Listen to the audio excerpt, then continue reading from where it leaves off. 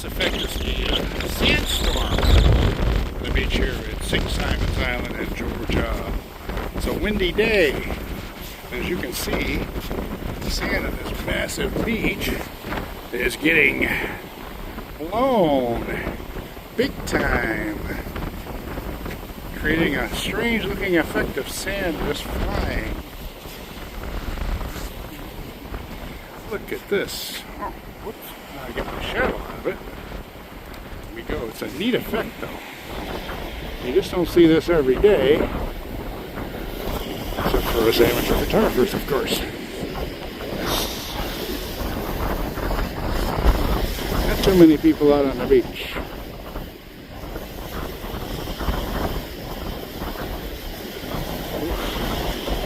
Yes, indeed. Look at that. The blowing sands. It's a windstorm.